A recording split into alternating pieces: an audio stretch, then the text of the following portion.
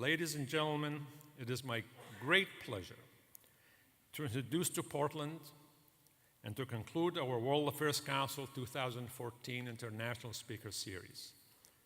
Please help me welcome Dr. Katharine Hayhoe.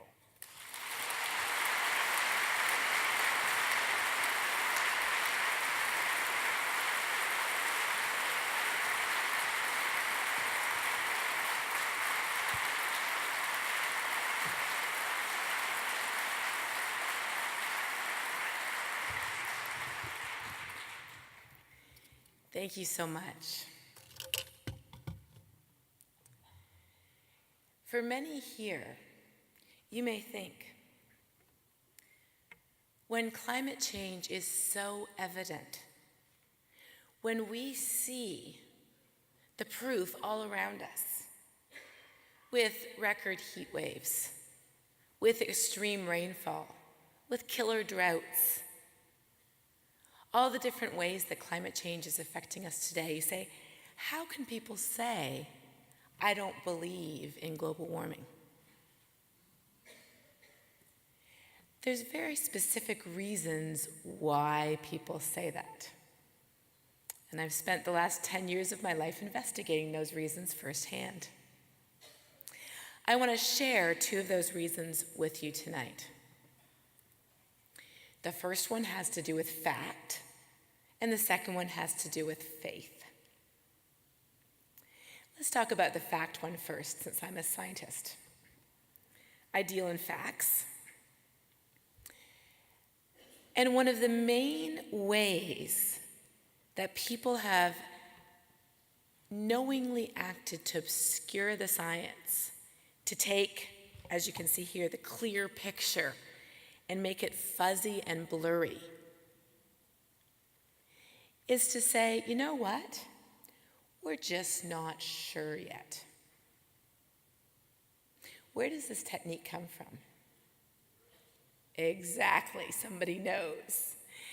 One of my colleagues, Naomi Oreskes, has spent years documenting how the very same people who were employed by the tobacco industry to obscure the links between smoking and lung cancer, once they lost that battle, they transitioned right over into a new position, sowing doubt on climate change. She wrote a great book called Merchants of Doubt, and it's made into a movie that you can go see called Merchants of Doubt. Because they know, very clever, very smart people, they know that in order to delay action on climate change, we don't have to convince everybody it's not true. We just have to convince people that we don't know yet. And that's enough to hold us hostage, to hold us paralyzed in inaction. If we're talking about science, though, as the National Center of Atmospheric Research defines it, what is climate science? Climate science is simply the assumption that the natural laws of physics govern the world around us. We agree with the natural laws of physics in almost every area of our life. If we step off a cliff, what happens? We go down. Doesn't matter if you believe in gravity or not, you're still going down. If you don't believe me, try it. We rely on physics every day. When we get out of bed in the morning, when we get in our car, when we drive to work, when we go up and down the stairs. That's really all that climate science is. It's using physics to study, there we go, it's using physics to study the Earth. What are ocean currents other than the laws of physics applied to liquid on a rotating sphere? That's what our planet is. So how do people obscure something as basic as physics? We do it, not we, people do it, by saying, the science is not settled. We don't know enough yet. And this is, for example, an op-ed piece that appeared in the Washington Post that was retweeted and posted on Facebook well over 1,000 times each. Now, this may sound good, and this is one of the most frequent arguments that we hear, not just here in the US, but also in the UK. Because, isn't it arrogant, as someone just said to me on Facebook the other day? I have a fascinating Facebook page, by the way. If you really doubt whether anybody says any of the stuff I'm talking about tonight, just look on my Facebook page. But I do have a very good moderator who jumps on stuff pretty quickly. If there's any name calling or any obscenity, he blocks them right away. So you got to be quick if you're going to get the good stuff. There's a lot of it, though. So as somebody just said on my Facebook page, they said, the arrogance of assuming that you can understand something as complex as our planet. And so I said to them, the arrogance of our physicians to imagine they can understand something as complex as our human body. How dare a physician diagnose us? Are they sure? 99 or 100% sure? Because if they're not 100%, I'm not going to believe them. You see, we don't apply the same logic in the same parts of our life, but what are physicians other than scientists studying the human body?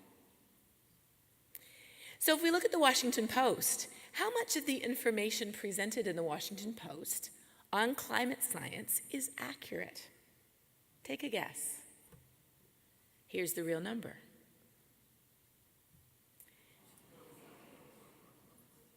And this article joins its number. So how is the science being obscured?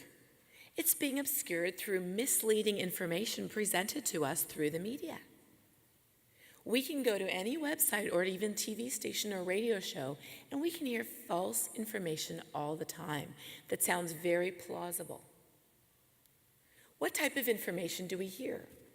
We hear things like, oh, it's just a natural cycle, or no one can predict the weather, or it's all the sun's fault anyways. We hear things like, global warming stopped 18 years ago now. And when we look at the global temperature record, people say, see, if you take, this period or that period or the other period, and this is the real global temperature record, I plotted it myself. Look, global warming stopped. What are you worried about? Well, as scientists, we know that you can't just pick the data you like, you have to look at all the data. We fill in all the data, it looks something like this. And 2014, that little red dot up there, was the warmest year on record, and 2015 is currently about to surpass it. We hear people doing things like holding up a snowball and saying it's cold outside, so clearly there's no global warming. And we see pictures of Boston where they had to dig tunnels through snowbanks so people could walk through them. And we say, oh, look at all that snow. How could global warming be real? Well, a little known side effect of global warming is the fact that a warmer atmosphere holds more water vapor. As our planet warms, more and more water evaporates out of the oceans and lakes and rivers and streams, and it sits up there in the atmosphere. And when a storm comes along, as it does very frequently, that means that today there is more water vapor up there for that storm to pick up and dump on us than there was 50 or 100 years ago. So that means that across the entire United States over the last 60 years, that's what this data is showing, we have seen very significant increases in the amount of heavy precipitation. And I'm not saying heavy precipitation to be all sciencey. I'm saying it because precipitation falls in multiple forms, right? What part of the country has seen the biggest increase in heavy precipitation? Yep, and where's Boston? Yep. So why did Boston get such a bad winter? Yep, global warming. But it's really hard to make these clear when the sound bites are so tantalizing. It's such a great sound bite to hold up a snowball and to say, oh, look, those idiots who say it's getting warmer. It's a great sound bite to talk about those evil, sinister scientists who were conspiring to fudge the data. How many people have heard that one? Scientists fudging the data, conspiring to fudge the data. I get it pretty frequently. And I often have to remind people, I am one of those scientists. They're often kind of surprised by that, as if they expected us to have horns and evil faces. The reality of this is that back in 2000, when was it? I think it was 2009, there were about 10,000 emails illegally stolen from a university server. 1 out of 10,000 emails discussed what is that trick you use to plot the data? Trick being used in the skateboard sense of the word trick, not the deceptive word. And what's that technique you use? Somehow that turned into, you scientists have fudged all the data. But you know what? Did you know that 9 independent commissions examined the allegations and determined that the scientists were completely innocent of all charges? What happened until the whole innocent until proven guilty thing? In climate science these days, it's guilty, and even when you're proven innocent, you're still guilty. Where are these myths propagated? They're propagated again through the media. Now, we looked at the Washington Post. Let's look at CNN. In 2013, yes, 70% of the information on CNN was true, but 30% was misleading on CNN. That's a pretty mainstream, middle-of-the-road news media outlet. Why was 30% false? Every time I got a call from CNN during 2013, every single time, it was an invitation to debate the science.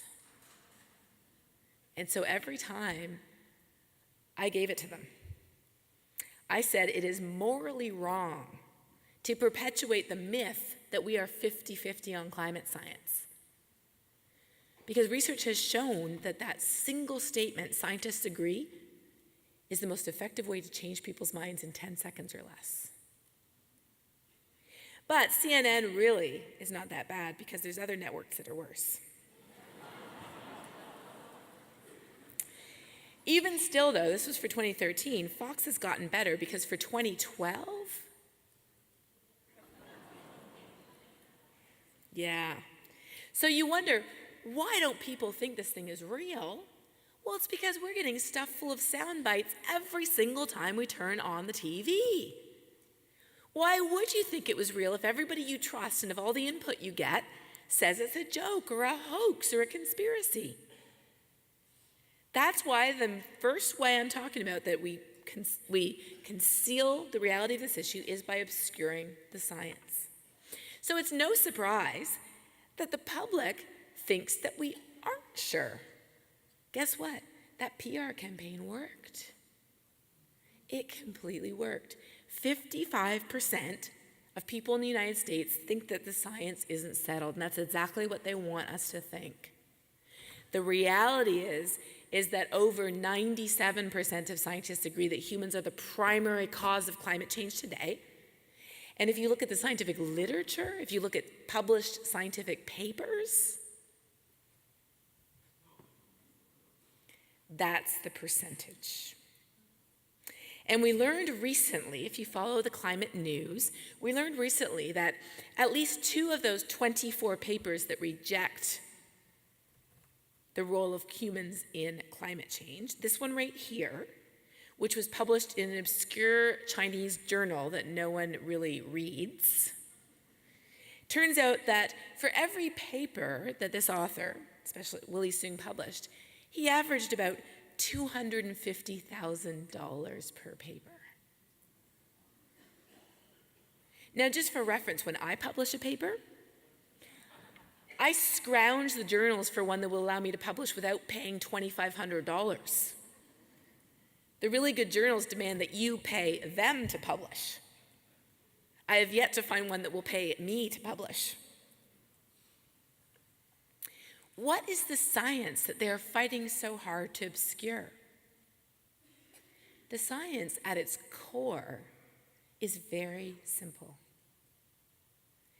It's the fact that whenever we burn coal or gas or oil, it produces carbon dioxide. The carbon trapped in that fuel combines with oxygen when you burn it. We know that we've been burning a lot of this stuff. We keep records of how much of the stuff we've been burning. And we're burning a lot. Why do we care about carbon dioxide? It's because our planet has this amazing natural blanket. We have a natural blanket of heat-trapping gases, which include carbon dioxide, methane, and water vapor. How this blanket works is the sun shines on the earth, and the sun's energy goes right through these little gases like a window. They're totally transparent to the sun's energy. The earth heats up, and then the earth gives off heat energy. Here's the amazing thing, though. These little gases that are totally transparent to the sun's energy are completely opaque to heat energy. And so they trap that heat energy inside the Earth's system, just like a blanket traps our body heat on a cold night. Now, I know somebody's thinking, does she mean an electric blanket? No, I mean a regular old-fashioned blanket. A regular old-fashioned blanket, let me not trip over this, keeps us warm by trapping our body heat. Now, when I was a little girl, I used to go stay at my grandma's a lot. And yes, we did live in Canada, but we did have central heating. Even still, my grandma was scared to death that we were going to freeze at night. So every single night, she would come into our room after we went to sleep, and she would put an extra blanket on us. And we would wake up at about 2 in the morning, we'd be like, Grandma, because we're sweating. We didn't need that extra blanket. That is what we are doing to our planet. Through burning all of that coal and oil and natural gas, we are putting all that extra carbon into the atmosphere, carbon that would never naturally be there and doesn't need to be there. And because of that, we are essentially wrapping an extra blanket around our planet that it did not need. And in fact, when we look at that blanket, we see that we already have 43% more carbon than we did before the Industrial Revolution. And we see that our planet is heating up as a result. Not only that, but when we look at ice core data going back thousands of years, we see that our carbon levels are very unusual. Looking back over the last 400,000 years, we see that we have these regular cycles where temperature and carbon go up and temperature and carbon go down. We know all about these cycles because we've all watched the Ice Age movies.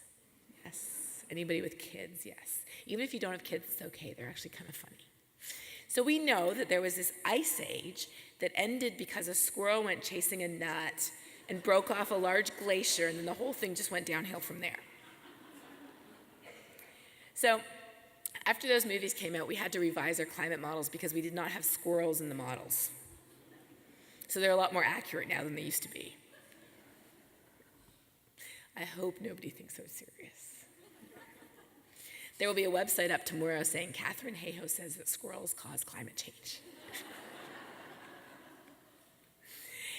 When we look at the history of the planet, we can see that we've seen some large variations in the past, but today we see two things. Number one is that our carbon dioxide levels are out of the ballpark of what we've experienced during human civilization on this planet. The second thing we see is a little tougher to see, but if you look up there at the bottom curve, which is temperature, the top curve is carbon dioxide, you see that the warm interglacial period we're in right now has lasted a long time, an unusually long time. And in fact, if we look at the orbit of the Earth, which is what drives the ice age cycles, our Earth's orbit becomes more elliptical and then more circular over time. And the axis of rotation of the planet also precesses over time, just like a children's top does. When we look at those cycles, we can tell from basic trigonometry that the next thing coming is another ice age. But scientists have concluded that and I'm quoting here from their paper, we have indefinitely postponed the next ice age because of all the carbon dioxide we've put in the atmosphere. And that's why the Earth is warming. Now here's something you may not know. All the climate science that I just showed you so far, how long do you think that's been known for? Just kind of take a guess in your head. 100 years, thank you. You're wrong. But you're on the right side there. Almost 200 years. Fourier here, he's the first guy there. These are real pictures. They're not like fake old-timey pictures of modern-day scientists. These are real old-timey pictures. Fourier, who if you're a scientist or an engineer or you're into math, you know Fourier, he's the guy who discovered the natural blanket. The next guy in the middle 1800s, he's the guy who discovered that we're thickening the natural blanket. We're adding this extra blanket. The guy in the middle was the first person to build a climate model by hand in 1890. It took him 2 years to calculate how much the world would warm if we doubled or tripled carbon dioxide levels in the atmosphere. And his results were humblingly close to the most powerful supercomputer in the world today. It took him 2 years to do those calculations, and his wife left him. This really strikes close to home because I am a climate modeler. But we have computers. So computers enable me to stay married. I set up the run, and then I leave and I go home. And I come back in a week or a month or so, and I check the results. And then, as it goes through, there's more people who actually observe the change in temperature and observe the change in carbon dioxide. And so today, when we look at the scientific literature, there's something else we know that might surprise you. Many people say, okay, well, sure, climate change is real, and yes, humans are primarily responsible, but we're not responsible for all of it. We're just responsible for most of it. A lot of people say that. In fact, I was on a call with colleagues for a National Science Foundation grant a few months ago, and they were developing a survey to poll television meteorologists on their opinions on climate change. And one of the questions was, how much of climate change is due to human activity? And the choices were none, some, or most. And I said to them, being the only climate scientist on the call, I said, the right answer is not on the survey. And they said, well, what are you talking about? And I said, well, I'm talking about this. Okay. Now, what I'm going to show you is the results of 8 different scientific studies. So every bar here is a different scientific study, and it says how much of the warming is human, first category, how much of the warming is natural, second category. Now, I'm going to draw a bar for you, a helpful bar, right at 100%. So according to the science, how much of the warming is human? All or more than all? Why is that? It's because if it wasn't for us, we'd be getting cooler right now. Energy from the sun's been going down the last 40 years. According to orbital cycles, we should be getting cooler. The planet should be cooling, and it's not. We also know today, and those old dudes didn't know, that the impacts are here today. If you haven't seen The Years of Living Dangerously, I highly recommend it. It's on iTunes now, and it's on Amazon. You can buy the DVD, or you can download it on Netflix, I think. The Years of Living Dangerously puts a human face on climate change. It travels to firefighters in Arizona, farm workers in Texas, refugees in Syria, rainforest experts in Indonesia, and it shows how climate is changing and how it matters to us. And the other thing we realize today is that our choices matter. If we look at the future, if we look at future carbon emissions, if we continue to depend on fossil fuels as our primary source of energy, versus if we are able to transition to clean, non-carbon sources of energy, that makes a huge difference to our future. Remember the figure I just showed you of the ice core data with the carbon dioxide levels? Remember that one? What would that look like if we add the next 100 years to it? Okay? In fact, I'm going to go back and show it to you, okay?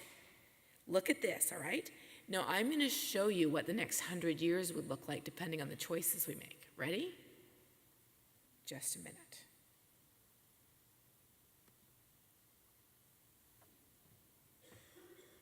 I had to really, really shrink the axes on this one because we have the potential to be so far outside the ballpark that we have not seen carbon dioxide levels this high since the time of the dinosaurs. During that time, number one, the continents were in a completely different configuration. And number two, we weren't around. That's why we care about climate change.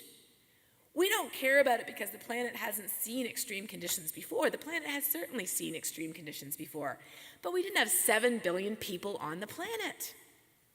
That's why we care about climate change, because it matters to us. After the polar bear, we are the most vulnerable species on the planet. Who cares if it was warmer during the Jurassic period? You want to live back then? Be my guest. You'll get eaten by a T-Rex before you take 2 steps. We live in this world right here today, and we like it the way it is, and we don't want it to change, and that's why we care. Thank you.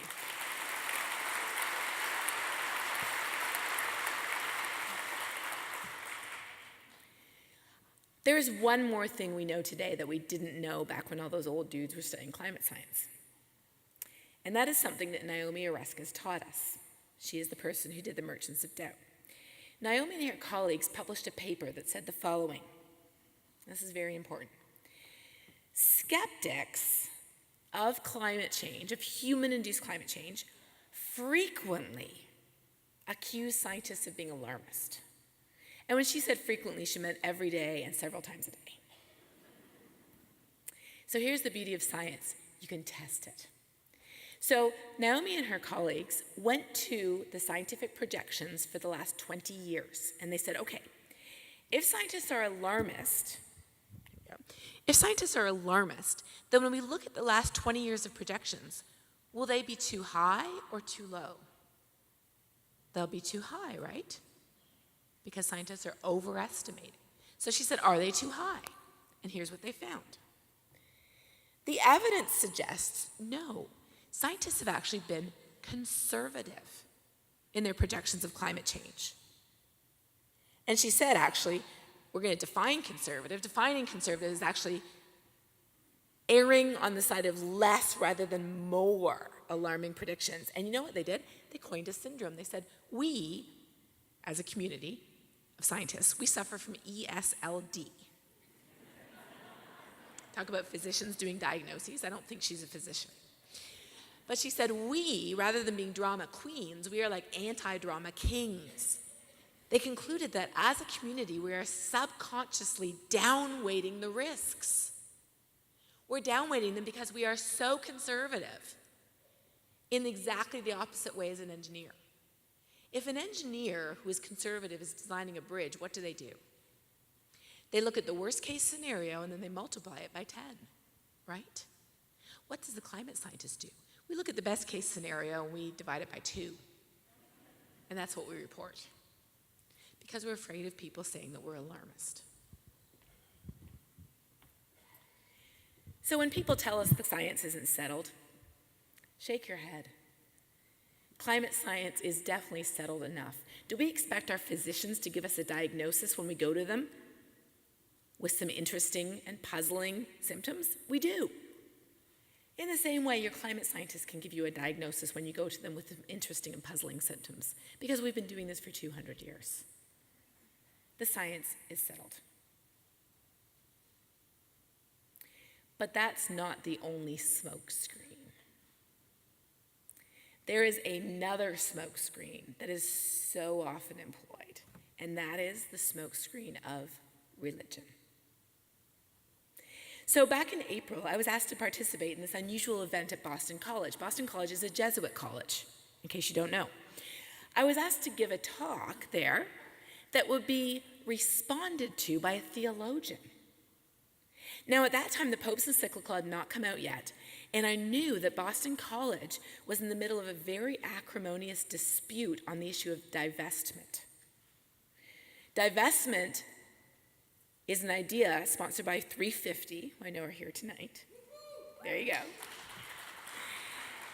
That colleges, universities, and churches, if they really believe that fossil fuels are not the way of the future, they should take their money away from them. It's as simple as that. And you would think at a Jesuit college they'd be on board with that, but they are not. And so I knew that there was a big debate going on there. And I wasn't sure what the theologian would say. Now, in climate science, when you give a presentation, you get your fellow scientists responding to you. And your fellow scientist response usually consists of something along the lines of, "What's the axis on that plot over there?" That's about what you get. And when I talk to my other audiences, go to the other side here, my other audiences, the type of response I get is, "What about China?" So I'm not really used to having a theologian respond to me, and I wasn't quite sure how that would go. Making me even more nervous was the fact that they assigned a title to me. They gave me this title, and I said, well, I'm going to be really honest with you. I don't think the roots of climate denial are in religion. And they said, well, that's okay. You still got to talk about it. And you may be saying to yourself, are you crazy, Katharine? Have you not read or seen articles like this? Have you not heard our elected officials tell us that the climate of the globe has been fluctuating ever since God created it in the past? And then today, that our climate will continue to change because that's the way God made it. And then in the future, that the earth will only end when God declares it is over. Man will not destroy the earth. For some reason, it's always man, it's never woman. We're really off the hook on that one.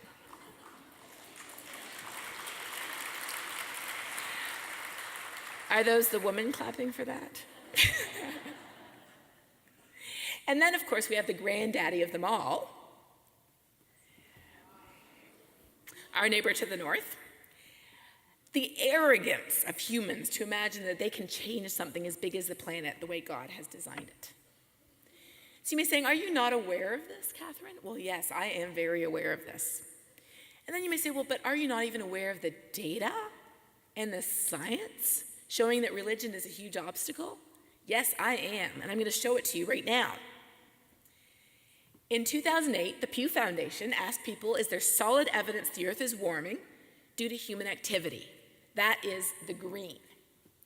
And let's be honest, the further down you go, the less and less people agree until you get to the white evangelicals. We're at 34%. More recently, just last year, PRRI asked people, how concerned are you about climate change? And again, the arrow goes down. Now, there's something really interesting here, though. I just want to point this out in light of the Pope's encyclical. Okay? Look at the Catholics. They're divided out by Hispanic and white. Where are the Hispanics? At the top. Where are the white Catholics? At the bottom. It's pretty interesting, isn't it?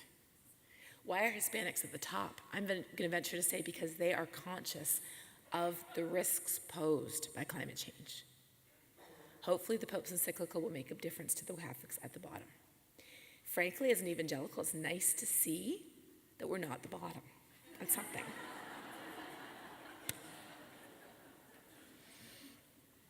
Why is it?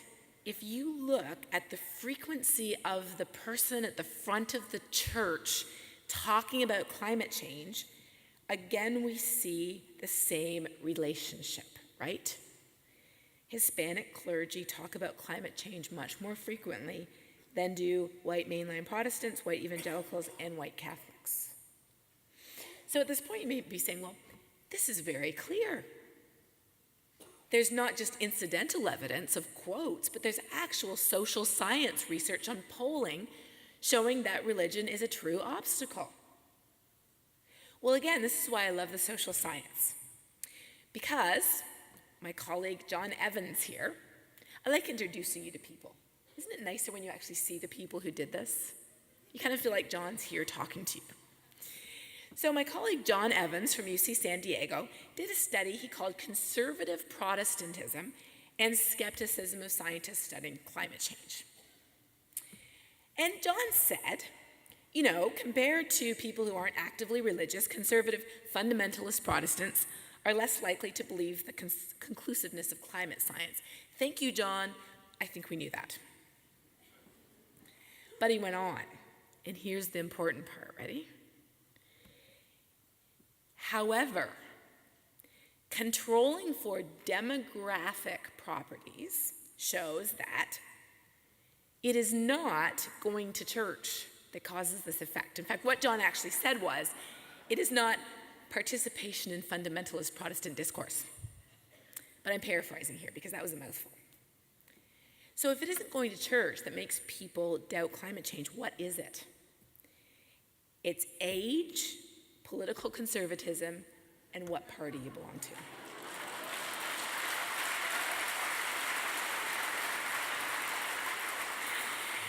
That is the first time anybody has ever clapped when I said that.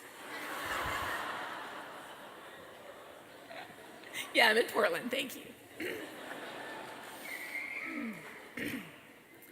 What is going on here? When I looked at these next series of figures, a huge light bulb went off for me. There are scientists who study political polarization. If you look at what the United States looked like back in 1994, it looked like this. The center was pretty close together, and Democrats and Republicans had a nice symmetrical distribution, what we call a normal distribution. Over time, we have become farther and farther apart. And it's not just that the middles are farther apart. Look, we're scooting away from each other. You see that? Instead of having these nice distributions like this, we're like, I don't want to be near you. There are several reasons why this has been happening, but when I asked the scientist who did this research, what, in your opinion, is the number one contributor to this, you know what he said? He said, today, we can turn on whatever news program, whatever website we like, and we can hear people saying exactly what we agree with. 20, 30 years ago, who did we have? We had Walter Cronkite. We had the local newspaper. We might not agree with everything it said, but we were exposed to different viewpoints. And today, we are not. And then he went on to say something truly horrifying, in my opinion. He said that today, across the United States, the number one indicator of who we will marry is no longer physical appearance or personality or character, it is our political affiliation. And that is true for both sides of the aisle. How does this relate to climate change? My colleague Larry Hamilton at UNH did a survey ahead of the midterm elections. He asked people questions about their opinion on various social issues, and then he plotted those issues in order of which issues where Democrats and Republicans were most in disagreement. Now, you can probably take a guess. What is the number one issue you think Democrats and Republicans most disagree about in the entire world? I'll give you a clue. He has large ears. The president. Who were you thinking? And honestly, that should be the number one issue, right? Because otherwise, why are you Democrat or Republican? Now let's look at the next issues, and here's where it gets just heartbreaking for me, okay?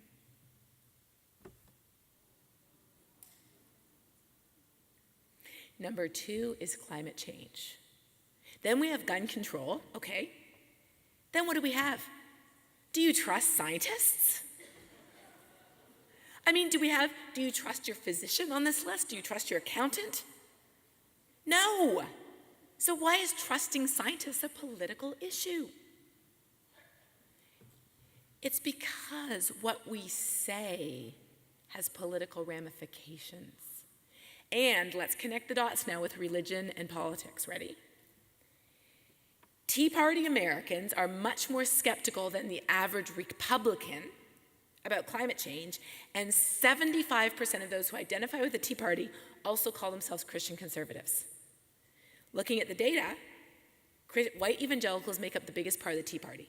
So is it being a white evangelical or a white Catholic that makes us resistant to the reality of climate change? No. It's being on the far right side of the political spectrum, and those two just happen to intersect.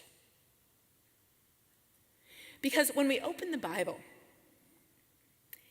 is there anything there that says climate change isn't real or don't trust those scientists? No. In the book of Romans, the Apostle Paul actually says that God is revealed through creation in nature. What are scientists doing other than studying what God was thinking when he set this whole thing up in the first place? When we look at Genesis, we see that God gave humans responsibility over every living thing. So are we usurping the role of God? No, we're failing to live up to our obligation when we don't take care of this world we live in.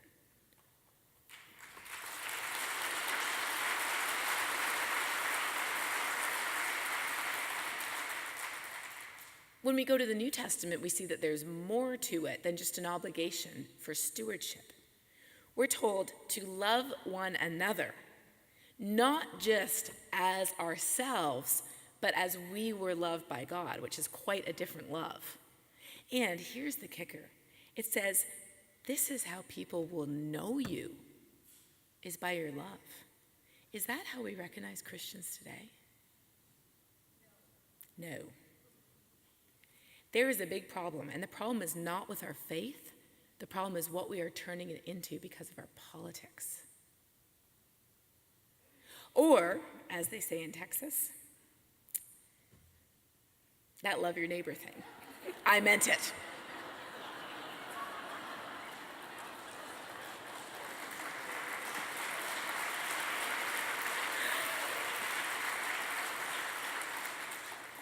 This is a real sign in Texas. So how does this connect to climate change? How do we connect these core values of loving and caring for others to the issue of climate change? We connect it very simply by looking at who is being most impacted by climate change today. This is a map I made based on the science. Who is most at risk? The people who live in the countries that are already vulnerable to hunger, water shortages, and disease. How can we say that we are loving our neighbor if we're burying our heads in the sand and pretending like this doesn't exist? Could we, and when I say we, I mean those of us who say this isn't real, could we go to Pakistan and talk to people whose family are dying in the heat wave right now and say, you know, I love you, but this thing isn't real? Could we go to for people in Africa who have been devastated by drought and say, I love you, but this thing isn't real? Can we go to people right here at home in Texas whose homes have been washed away by the floods and say, we love you, but this problem isn't real? That is not a loving response.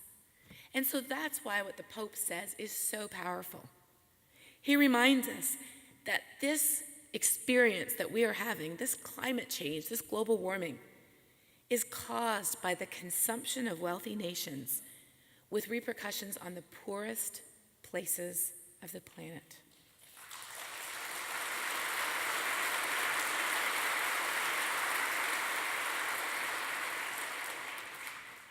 We'll send that applause to the Pope. And, in the words of a very small child, that is not fair. It isn't just the Pope, though.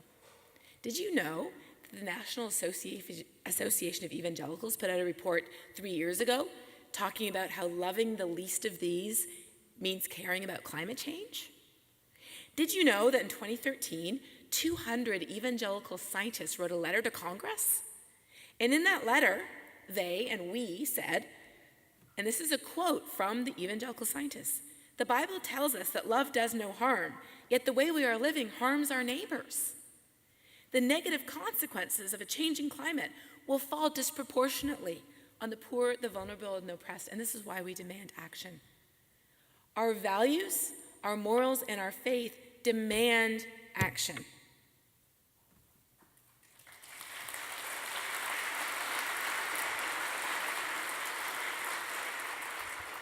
So using our religion as a smokescreen for climate denial is nothing more than that. It's a convenient excuse.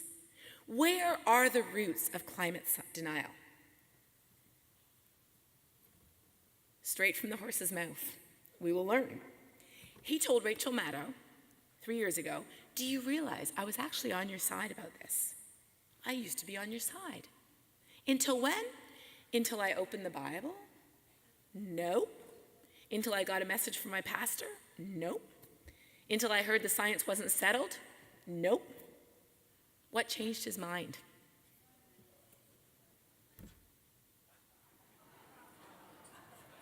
This is a direct quote.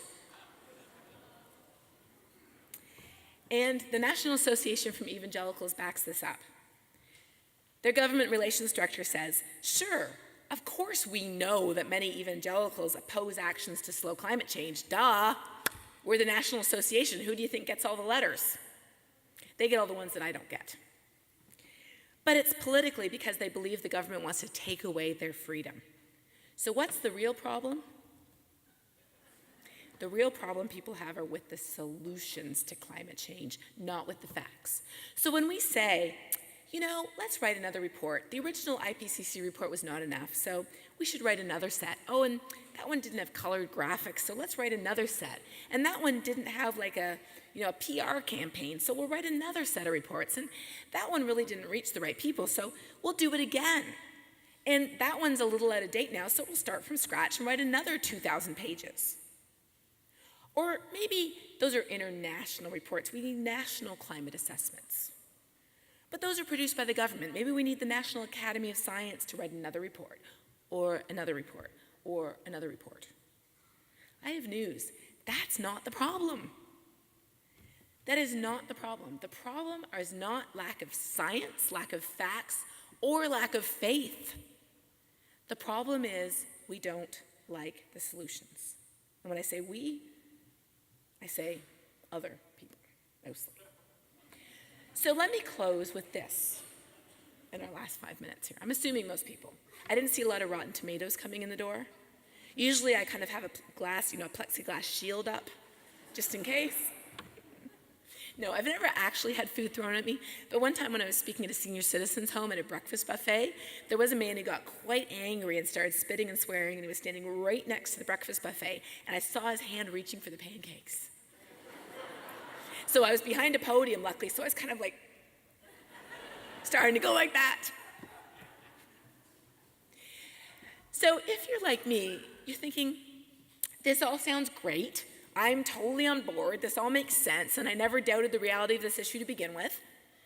But do you not understand that I have this friend, or I have this uncle, or I have this coworker who may be a person who is cautious about climate change? Well, let's wait and see. They may be a person who's disengaged. We don't know for sure yet. They may be a person who's doubtful. They probably aren't that many who's dismissive. Did you know that people who truly say this isn't real and it's a hoax are only about 10% of the population? Did you know that? They're just a really loud 10%. If you're talking to those, the way I think of the dismissive category here is that if an angel from heaven appeared before them with tablets of stone that said, climate change is real and it's us, in flaming letters, that would not be enough to convince them. So if that's not enough, why would I think I'm enough? I'm not. So the dismissive category, I'm kind of like, you know what? You'll find out. And it won't be me who shows you. But for everybody else, those are people we can talk to. But how do we talk to them? Here's what I've learned. What I've learned is the most important place to start is not with the scientific facts. And as a scientist, I know that's a weird thing to say. It's not with the data, it's not with the arguments. The way to start talking about climate change is to start by bonding over the values that we already share with whoever it is we're talking to. What do I mean by those values? They could be something really simple. When I was little, I spent the hours of 6 a.m. to 10 a.m. every single day fishing. I was known as the scourge of the Great Lakes. I was actually probably the source of breakfast for most of the fish because I did catch and release. And by the time I would be catching the fish around 10 a.m., they'd have about 5 holes down their cheek. And you could see like half of the long worms still hanging out of their mouth, but they're coming back for more.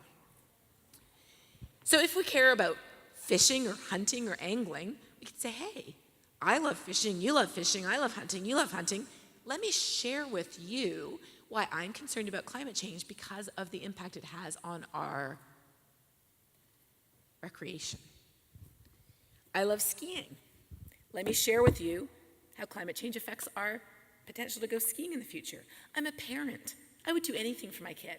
Let me share with you how climate change affects our kids and their health. I'm a Rotarian. I'm not actually, but if you are, I had to speak to the Rotarian Club in Lubbock last year. And it was a group of pretty hardcore business people, so I knew it wasn't going to be a very friendly audience, which is why I agreed to go. And I got in there, and while we were eating dinner, luckily they gave us a dinner first, I saw this hanging on the wall. And I realized, oh my goodness, is climate change the truth? Yes. Is it fair? Heck no. Would doing something about it build goodwill? Yeah. And would it be beneficial? Absolutely. So under the table, I pulled out my laptop and I quickly rearranged my slides and put new titles on them, and I gave the 4-way test on climate change.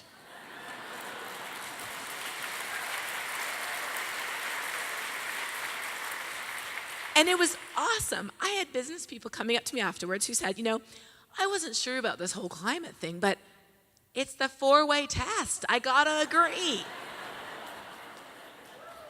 It's awesome. For many of us, our faith is a core value. Over 80% of Americans believe in a God and adhere to a specific faith or religion. Sometimes it's as simple as the places where we live. We care about water, we care about agriculture, we care about our natural environment. I believe that one of the most insidious myths we believe is that you can only care about climate change if you're a green tree hugger living in Oregon. Some of them also live in Washington State and British Columbia. I believe that nearly every single one of us humans living on this planet have the values we need to care about caring for our home. We just need to connect those values with climate. We don't need new values. Trying to instill new values into somebody over the age of 18, good luck. We don't have to do that. We can connect. Why do we care about climate? Because it affects our skiing, because it affects our children, because it affects national security. The Department of Defense refers to climate change as a threat multiplier. It affects our economy. Michael Bloomberg and Hank Paulson talk about the economic impacts of climate change. In Texas, it affects our water, and most of all, it has moral implications stemming from our faith, not just from what the Pope says, but also what everybody all the way down to the National Association of Evangelicals says. Only at this point do we ever want to do any explaining. So first of all, bonding, connecting, and then, only then, do we ever want to do any explaining. And sure, we could explain some of the science, and if you're not familiar with Skeptical Science website or their iPhone app, I would suggest you check it out. They have great resources on understanding the science. But most of the explaining we need to do is, why does this thing matter? Why does it matter to us if we live on the East Coast? Because of sea level rise and hurricanes. Why does it matter if we live in the West? Because of all the beetles eating our forests. Why does it matter if we live in the North? Because of the ground crumbling and falling into the ocean under our feet. Why does it matter in the South? because of the torrential rainstorms and floods. That's what we need to explain to people. It matters. Oops, what happened there? It matters because of what we do. And then lastly, do not forget this part. This is the most important part. We need to inspire each other to act. How do we do that? We do it, first of all, with small practical steps. The number one thing I recommend to everybody is look for a carbon calculator online and measure your carbon footprint. You might be surprised. Where is all this carbon coming from? How do you know how to reduce it if you don't even know where it's coming from? Did you know that over 70% of people in the United States support regulating carbon dioxide as a pollutant? Look at Texas. Did you know that the Netherlands, the people of the Netherlands sued their government and won today? They sued their government, yes. Because they said their government wasn't doing enough about climate change. The will of the people prevailed. What is the will of the people in the United States? Isn't that amazing? Inspire with progress already made. In Texas, we are breaking records for wind energy. Last spring, for a couple of weeks when it was super windy, we generated over a third of our electricity from wind in Texas. That's pretty cool. Inspire with visionary technology like the solar bike path in the Netherlands or Elon Musk's battery pack. For $3,500, you can put a battery pack in your home that saves your own electricity from your own solar panel. The man's a genius. If we just maybe clone Elon Musk about 50 times and lock him in a room and get him to come up with solutions and tell him that they can't be spaceships, we could fix this problem. Lastly, we have to inspire with meaningful action. By working together, we can make a difference.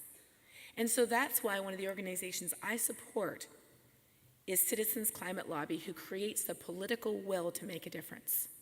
I just came there from their annual meeting in DC on Monday. And I have worked with Citizens Climate Lobby. I've been in legislators' offices in Utah, in Texas, with CCL people who have paved the way for fruitful, constructive conversations with people who would have never have listened before. And so out here in the lobby, we have tables. We have tables from, making sure I can read this handwriting, we have tables from a Citizens Climate Lobby. We have tables from the Oregon Environmental Council, from the Ecumenical Ministries of Oregon, and from Renew Oregon. Each of those organizations offer ways for us to make our voice heard, and it's time for us to do that. Because only by working together can we affect change.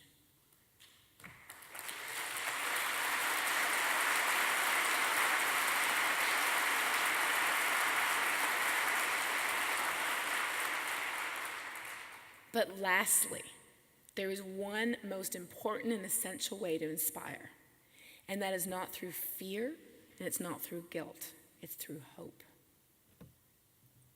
We must inspire with hope for a better future.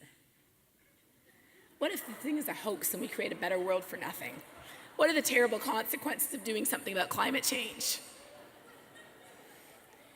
We all want a better world. We may disagree on how to get there, but we all want to be in the same place, and that is what we need to focus on. To close with a quote from my favorite scientist. Growing up as a little girl, my parents were both educators, and they read a book back in the 70s that said that television warps children's brains.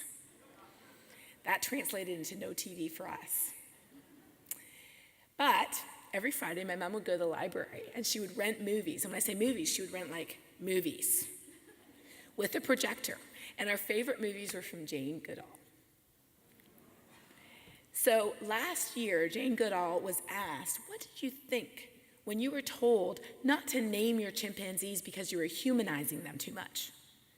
Last year, she responded with this quote, which I think summarizes everything I'm trying to say. She said, "It is only when our clever brain and our human heart work together in harmony that we can achieve our full potential." So today as we go out, let's engage our brains and our hearts to move forward in hope on the issue of climate change to a better future. Thank you.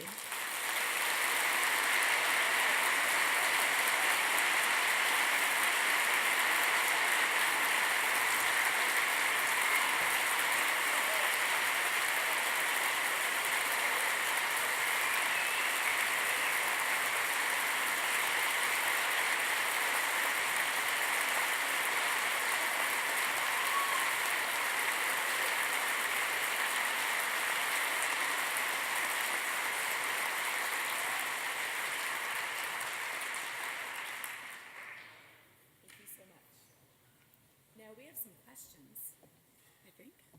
Yes, we do. You're in Portland, Oregon, Dr. Hayhoe.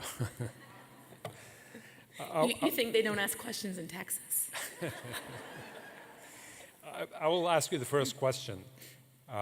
Pope Francis invited a number of mayors to the Vatican, including our own mayor, Charlie Hales, Yeah. to discuss all the issues regarding sustainability, global warming. Obviously, there's an emphasis on where the action can be effective in the cities. What are your thoughts on that? Make sure this is not on yet, is it? Okay, I think the battery's gone. I think that was really smart because cities are where it's at today. Even in Texas, Dallas, Houston, San Antonio, and Austin are doing amazing things. We're becoming an increasingly urbanized world. And in our cities are where we're feeling many of the impacts of climate change. But in the cities is also the incubation of the solutions to fix this problem. And so by inviting the mayors, the Pope is acknowledging a very important fact, which is that cities have tremendous power in today's world. And cities can often leap ahead and accomplish things while countries lag behind. So be proud of your city. You live in a great place and it's doing great things, not just here, but around the world. Thank you. Wonderful.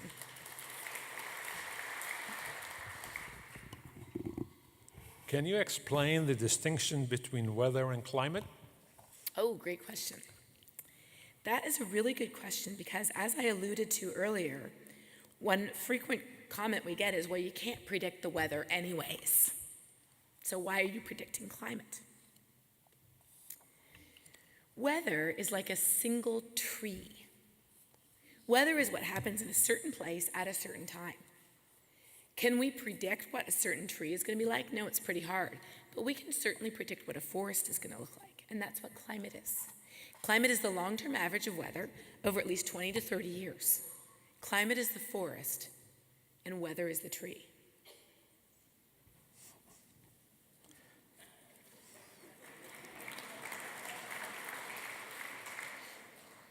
What if future stages of global warming cause you to lose sleep at night? Oh. What causes me to lose sleep at night? So my original research was looking at methane. Methane is over 35 times stronger than carbon dioxide on a molecule by molecule basis. So in other words, one molecule of methane has the same blanket effect on the Earth as 35 molecules of carbon dioxide. The reason why methane keeps me up at night is because as the world warms, we know that in the past, that has triggered massive releases of methane from permafrost and from the continental shelf. Back about 5 years ago, I was asked to write a chapter for the EPA's book on natural methane sources. I was writing the geologic methane chapter. So we know there's a lot of methane in the continental shelves in the Arctic. That's under the ocean. But 5 years ago, I could only find one paper suggesting that climate change might impact that methane. And the paper said, if sea level drops, the methane might be released. And of course, sea level's rising. So I thought we're pretty safe. Fast forward 2 years, and two independent teams, one Russian, one American, has measured how a warming ocean in the Arctic is melting the frozen ground in those continental shelves, and methane is beginning to be released into the ocean. It hasn't made it to the atmosphere yet, but it's made it to the ocean. And if that ever destabilizes and really pours into the atmosphere the way people fear it might, then all the bets are off in terms of the changes we're going to see, because that's what we call a vicious cycle. We trigger a little bit of change and the planet responds. That's what keeps me up at night. Yeah, don't If we were clap for that allowed one. just 1 point of leverage to positively impact the effects of climate change, what would that be? If I could do one thing, One thing. I would put a price on carbon.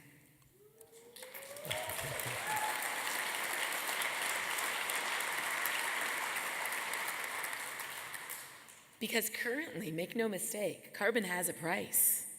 It does, and we're paying it. But we're paying it through our taxes, through our insurance rates, through all kinds of indirect ways that don't allow us to connect it with the choices we make every day. If we could put a real price on carbon so that every time we use coal or gas or oil, every time someone suggests building a pipeline or a new power plant, they have to recognize the true cost of what they're doing, that would change the world. That one simple act. You just answered my next question. Okay. It's about the carbon tax. Many people are perplexed by your belief in both science and religion. Where does the most surprise or pushback come from? Well, actually, first of all, I would say that science is not a religion. I don't believe in science.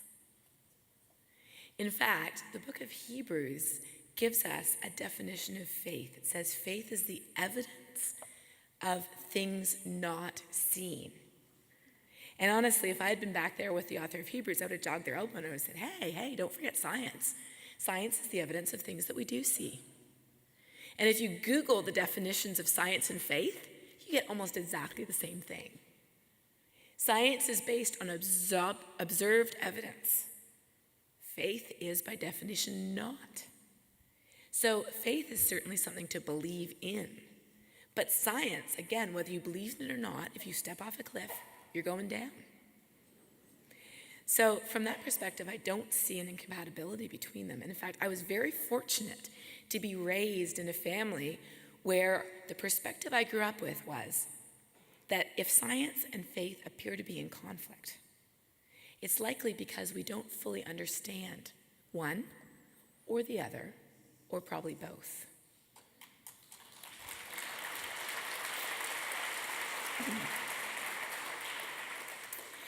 As a scientist, though, when I told people that I was a Christian, up until that point, none of my colleagues knew what I was, and I didn't know what they were either. We're all scientists.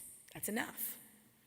But when I realized that my people were being lied to, that my people were being targeted by this disinformation, that we were being fed false information, I felt like I had to stand up. And I had to say, look, I am one of you, and I am going to tell you the truth that we see in the world all around us, in what we view as God's creation. When I did that, I thought that the worst pushback I was going to get were from my fellow scientists. I was really worried that I was, in essence, flushing my scientific career down the toilet. I really was. And I have to say that I've been humbled by the tremendous response I've gotten from my colleagues. People come up to me and say, I don't share your beliefs, but I support what you're doing. Some people come up to me and say, we read your book at our church. Kind of in the hallway on the way to the refreshment table. The worst pushback I've gotten has been from my fellow Christians. I would say that fully half of the negative comments and insults I get on Facebook and Twitter are from people who have Bible verses and Christian and God and Jesus all over their profiles. I get letters from pastors exhorting me to repent from my evil sins and my earth worshiping. There are websites calling me a Jezebel and all kinds of other biblical names. There's nothing like the Bible for really good insults. So it was really honestly a surprise to me, a very sad surprise to find out that people who shared my faith were the first to step up to the plate. But I'm hoping to change that.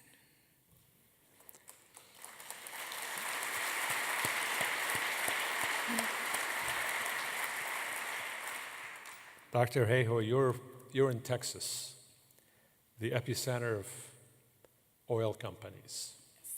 Mm-hmm. Do you have a dialogue with them? Do you have a discussion? Mm-hmm. Are you trying to connect with them, convince them? Mm-hmm. Where do you think that's going?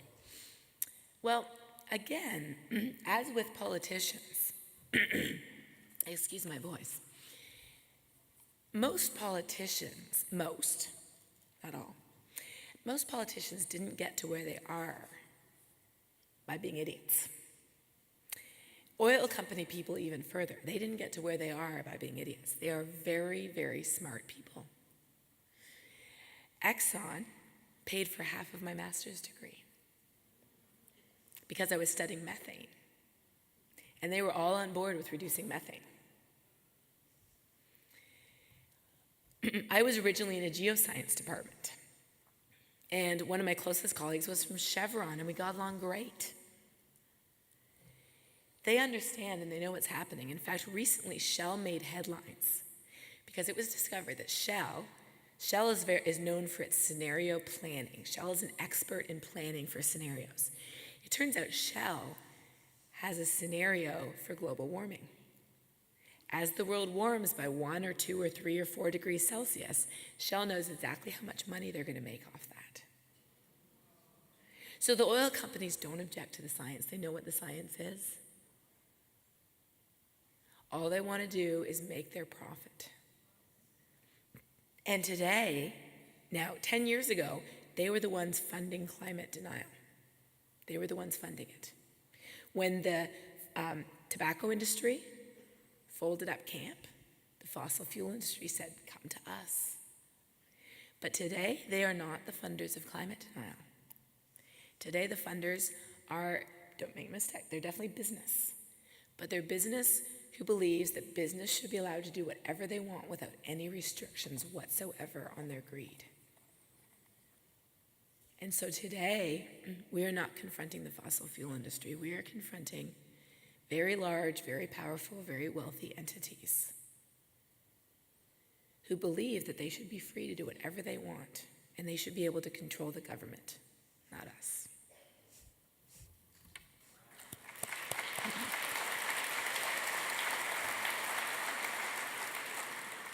Last question.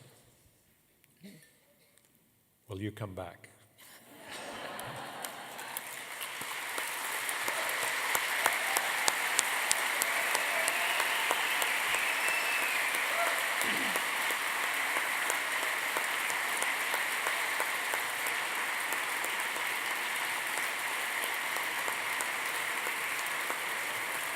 How could I not after this?